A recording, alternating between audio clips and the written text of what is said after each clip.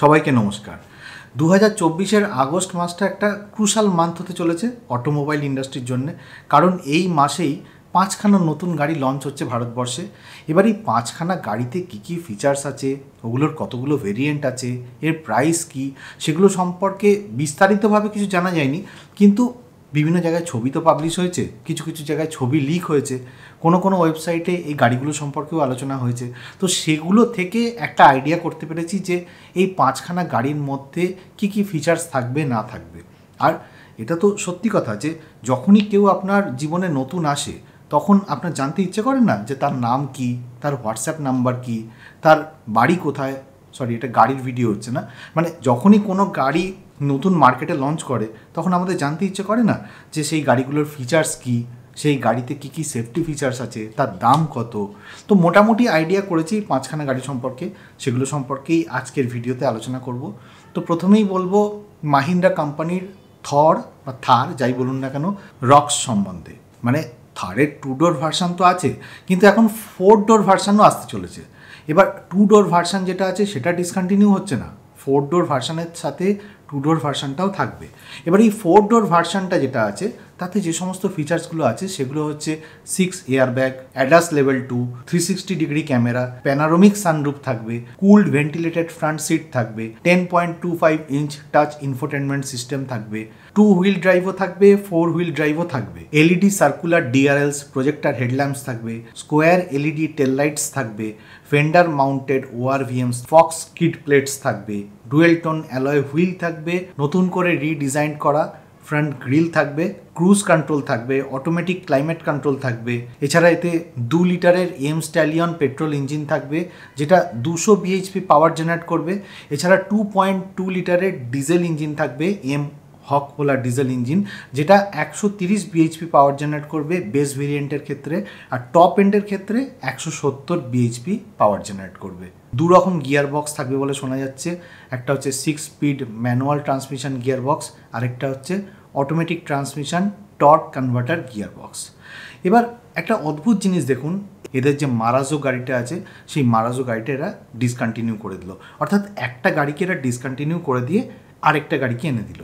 এবার এই মারাজো গাড়ি তো সেরকম কিছু চলতো না লাস্ট 6 বছর যদি দেখেন, মানে মারাজো গাড়িটা যখন থেকে লঞ্চ হয়েছে তারপর থেকে 6 বছর মাত্র 44-45 হাজার ইউনিট বিক্রি হয়েছে। কিন্তু মাহিন্দ্রা কোম্পানির তরফ থেকে মারাজো গাড়িটার মার্কেটিং ভালোই করা হয়েছিল, কিন্তু এর শেপের জন্যে হোক, ডিজাইনের জন্যে হোক, কিংবা ডিজেল ইঞ্জিন কিন্তু এর মাইলেজ খুব কম, এটার জন্যও হতে পারে মাহিন্দ্রা কোম্পানির মারাজো গাড়ি সেরকমভাবে চলেনি, আর সেই জন্যই এটাকে ডিসকন্টিনিউ করতে বাধ্য হলো মাহিন্দ্রা কোম্পানি।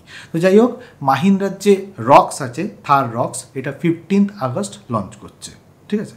এবার যে সেকেন্ড ভেহিকেলটা আছে যেটা আগস্ট মাসে লঞ্চ করছে সেটা 7 আগস্টে লঞ্চ করবে, সেটা হচ্ছে টাটার কার্ভ।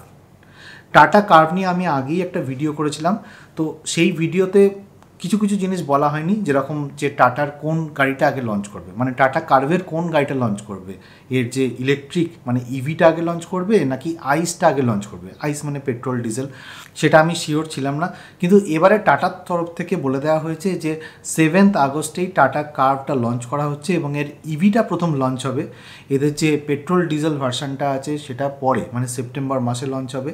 এদের যে ইভি সেটার প্রাইস মোটামুটি 17 থেকে 24 লাখ টাকার মধ্যে হবে, আর এদের যে পেট্রোল ডিজেল ভার্সানটা যেটা সেপ্টেম্বর মাসে লঞ্চ হওয়ার কথা চলছে সেটার দাম মোটামুটি 10 থেকে 17 লাখ টাকার মধ্যে হবে। আচ্ছা, বাই দ্য ওয়ে, মাহিন্দ্রা থারের যে রক্স গাড়িটা সেটা 16.99 লাখ থেকে 19.99 লাখের মধ্যে দাম হবে বলে মনে করা হচ্ছে। এগুলো সবই আমি কিন্তু এক্স শোরুম প্রাইস বলে যাচ্ছি, ঠিক আছে। এবার টাটা কার্ভের একটা অদ্ভুত জিনিস দেখুন, টাটা কার্ভ লঞ্চ হচ্ছে 7 আগস্ট, কিন্তু তার আগেই এর ভারত এনসিপি ক্র্যাশ টেস্ট হয়ে গেছে, গ্লোবাল এনসিপি ক্র্যাশ টেস্ট হয়ে গেছে, আর এই দুটো ক্র্যাশ টেস্টেই টাটা কার্ভ 5 স্টার রেটিং পেয়েছে। সুতরাং বুঝতে পারছেন, লঞ্চ করার আগেই টাটা টেক্কা মেরে দিয়েছে। তো যাই হোক, টাটা কার্ভে যে সমস্ত ফিচার্সগুলো আছে সেগুলো হচ্ছে 6 এয়ারব্যাগ, অটো ফোল্ড ওআরভিএম, 4টে disc brake, electronic stability programme, roll over mitigation, rear power window তো আছেই এতে, 360 degree camera set up, panoramic sunroof, 2 spoke steering wheel, cooled ventilated front seat, hill hold control, electronic parking brake with auto hold function, ABS with EBD, blind spot monitoring, traction control system, comprehensive range of level 2 ADAS features.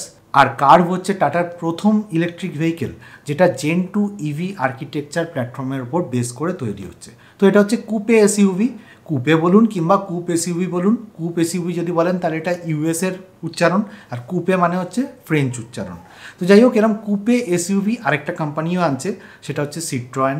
সিট্রয়েনের যে সমস্ত গাড়িগুলো মার্কেটে এখন exist করছে সেটা হচ্ছে C3, E3, C3 এয়ারক্রস, C5 এয়ারক্রস। তো এই সমস্ত কোনো গাড়িগুলোই কিন্তু সেরকমভাবে চলছে না। ইনফ্যাক্ট লিস্ট সেলিং ভেহিকেলের লিস্টে এই গাড়িগুলোই থাকে, অর্থাৎ সিট্রয়েনের সেরকমভাবে বাজার বা মার্কেট নেই ইন্ডিয়াতে। কিন্তু এবারে সিট্রয়েন যে গাড়িটা আনছে সেটা হচ্ছে ব্যাসাল্ট গাড়ি। আর ব্যাসাল্ট গাড়িটা যখন মার্কেটে লঞ্চ করবে তখন এটা টাটার যে কার্ভ গাড়িটা আছে সেটার সাথে কম্পেয়ার হবে। এতে 1.2 লিটার 3 সিলিন্ডার পেট্রোল ইঞ্জিন আছে যেটা 115 PS পাওয়ার জেনারেট করে আর 215 নিউটন মিটার টর্ক জেনারেট করে। এবার সিট্রয়েনের যে গাড়িগুলো আছে সেগুলো সাসপেনশন এমনিতেই ভালো হয়, সুতরাং আশা করা হচ্ছে যে এই ব্যাসাল্ট গাড়িটা যখন লঞ্চ হবে তারও যে সাসপেনশন সেট আপ হবে সেটাও যথেষ্ট ভালো হবে। এছাড়া এতে ইনফোটেনমেন্ট সিস্টেমও থাকবে, এলইডি ডিআরএলস, প্রজেক্টর হেডল্যাম্প থাকবে, হেডরেস্ট উইথ সাইড সাপোর্ট থাকবে, ভালো ইন্টেরিয়ার্স থাকবে, অটোমেটিক ক্লাইমেট কন্ট্রোল থাকবে, দুরকম গিয়ার বক্সে আসবে, 6 speed automatic transmission, 6 speed manual transmission. আর এই গাড়িটার এক্স শোরুম প্রাইস 10.99 লাখ থেকে 14.99 লাখের মধ্যে থাকবে বলে মনে করা হচ্ছে। তো এবার যে 4 নম্বর গাড়িটা যেটা আগস্ট মাসে লঞ্চ করবে, ইনফ্যাক্ট 1 আগস্ট লঞ্চ করবে, সেটা হচ্ছে নিশানের এক্সট্রেল গাড়ি। নিশানের যে এক্সট্রেল গাড়িটা আসছে সেটা কমপ্লিটলি বিল্ট আপ ইউনিট হয়ে ভারতে আসবে, অর্থাৎ এখানে কিছু অ্যাসেম্বল হচ্ছে না, পুরো তৈরি হয়ে বিদেশ থেকে এখানে আসছে। সুতরাং বিদেশ থেকে যখন এখানে আসবে তখন আশা করা হচ্ছে যে এক্সট্রেল গাড়িটার ফিট অ্যান্ড ফিনিশ খুব ভালো হবে, আর সেই জন্য এর প্রাইসটাও একটু বেশি হবে, 30-35 লাখ টাকার মতো এক্স শোরুম প্রাইস হবে।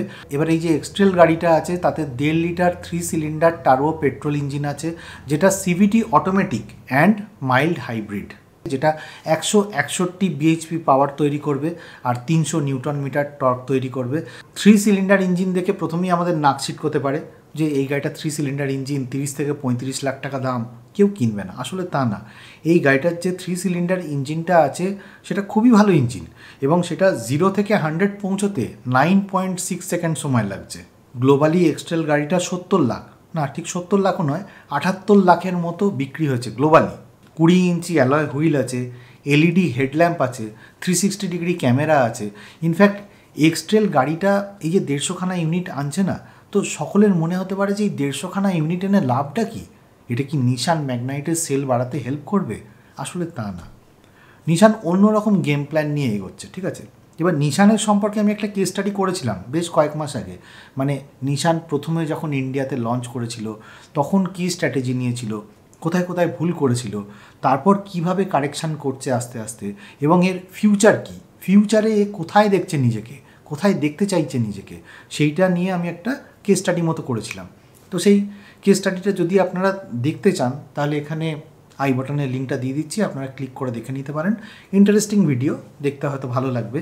কিন্তু এখন যেটা জন্যে এক্সট্রেলটা ইন্ডিয়াতে লঞ্চ হচ্ছে সেটার কারণটা বলি, সেটা হচ্ছে যে ওই ভিডিওতেও সেটা বলা আছে যে নিশানের প্রজেকশন হচ্ছে আগামী কয়েক মাসের মধ্যে 3টে নতুন গাড়ি লঞ্চ করবে। একটা হচ্ছে CSUV, একটা CSUV প্লাস, আর একটা 5 সিটার বা 7 সিটার ওরা লঞ্চ করতে চলেছে। এবার নিশান কোম্পানি এই এক্সট্রেল গাড়িটা যদি একটা শোরুমে রেখে দেয় ধরুন, এবং সেখানে একটা লোক ম্যাগনাইট গাড়ি দেখতে গেছে, সে ধরুন দেখলো এক্সট্রেল গাড়িটা আছে। এবার এক্সট্রেল গাড়িটায় সে যখন চড়লো, বসলো, দেখলো, ফিট অ্যান্ড ফিনিশ দেখলো, গাড়িটা কীভাবে তৈরি হয়েছে দেখলো, গাড়িটাতে তো কোনো প্যানেল গ্যাপই নেই। গাড়িটার ছবি আপনারা যদি দেখেন দেখবেন যে মেটাল যে ফিনিশগুলো আছে তার মধ্যে কোনো প্যানেল গ্যাপ নেই, এতটাই সুন্দর করে গাড়িটা বানানো হয়েছে। তো সেইটা দেখে ইন্সপায়ার্ড হবে মানুষ, এবং তখনই যখন জানতে পারবে যে নতুন গাড়ি কিছু মার্কেটে আসছে তখন সেই গাড়িটা সম্পর্কেও ইন্টারেস্টেড হয়ে যাবে, এবং তার মধ্যে ম্যাগনাইটের যে ফেসলিফট সেটাও আসতে চলেছে। সুতরাং আলটিমেটলি 3-4টে গাড়ি যখন মার্কেটে এসে যাবে নিশানের, তখন এই এক্সট্রেল গাড়ির যে ফিট অ্যান্ড ফিনিশ, যেটা কাস্টমার অলরেডি দেখছে, ভিডিওতে দেখছে কিংবা শোরুমে গিয়ে দেখছে, সেটা থেকে নিশান সম্পর্কে আইডিয়া পেয়ে যাবে যে নিশান গ্লোবালি কী কী গাড়ি বানাতে পারে। নিশান কোন দিক থেকে এগিয়ে আছে অন্যান্য কোম্পানির থেকে। আর তখনই নতুন গাড়িগুলো যখন মার্কেটে আসবে তখন সেগুলোর প্রতি বেশি ইন্টারেস্ট দেখাবে কাস্টমাররা। আমার সেটাই মনে হয় যে নিশান ওই জন্যই এক্সটেল গাড়িটাকে আনছে, যাতে মার্কেটটাকে সে প্রথম থেকে ক্যাপচার করতে পারে। ইনফ্যাক্ট মার্কেট না, সে তার প্রোডাক্টটাকে দেখিয়ে কাস্টমারগুলোকে অ্যাট্রাক্ট করতে পারে, সেটাই হচ্ছে নিশানের লক্ষ্য। তো যাই হোক, নিশানের যে এক্সটেল গাড়িটা আছে সেটা বেসিক্যালি জিপ যে মেরিডিয়ান গাড়িটা আছে কিংবা স্কোডার যে কোডিয়াক গাড়িটা আছে সেই দুটো গাড়িকে কম্পিট করবে। নিশানের তো অনেক ফ্যান আছে ইন্ডিয়াতে, তো 150খানা এক্সটেল এনেছে ঠিকই, কিন্তু এই গাড়িগুলো যারা নিশানের ফ্যান আছে তারা যদি কিনে নেয় তারপর হয়তো আবার রিকোয়ারমেন্ট জেনারেট করতে পারে, আবার নিশানের এক্সটেল ইন্ডিয়াতে আসতে পারে। তো ফিউচারে কী হবে সেটা ফিউচারই বলবে। 5 নম্বর গাড়িতে চলে যাই। 5 নম্বর গাড়ির সম্পর্কে আমি আগেই একটা ভিডিওতে আলোচনা করেছিলাম যে এই গাড়িটা আসতে যাচ্ছে, সেটা হচ্ছে যে মারুতির ডিজায়ার গাড়ি। মারুতির ডিজায়ারের যে ফেসলিফট ভার্সানটা সেটা আগস্ট মাসের এন্ডে এসে যাবে। তো বলেছিলাম যে পুজোর আগে এসে যাবে, তো তাই হচ্ছে, পুজোর আগেই এটা আসতে চলেছে। 1.2 লিটারের জেড সিরিজ 3 সিলিন্ডার ইঞ্জিন যেটা সুইফটে আছে, সেই ইঞ্জিনটাই ডিজায়ার গাড়িতে লেগে যাবে। ডিজায়ার গাড়ির কেবিন স্পেস বলা হচ্ছে যে এক্সিস্টিং যে ডিজায়ারটা আছে তার থেকে বেটার হবে। ইনফ্যাক্ট ডিজায়ার গাড়ি যে ম্যানুয়াল ট্রান্সমিশন থাকবে এবং এএমটি থাকবে সেটা মাইলেজ দেবে যথাক্রমে 24.7 কেএমপিএল এবং 25.7 কেএমপিএল। এই যে 3 সিলিন্ডার ইঞ্জিনটা আছে সেটা 82 বিএইচপি পাওয়ার জেনারেট করবে আর 113 নিউটন মিটার টর্ক জেনারেট করবে। শোনা যাচ্ছে এই গাড়িতে 6টা এয়ারব্যাগও থাকবে, হিল হোল্ড অ্যাসিস্টও থাকবে, আর এর এক্স শোরুম প্রাইস 6.99 লাখ থেকে 9.99 লাখের মধ্যে হবে।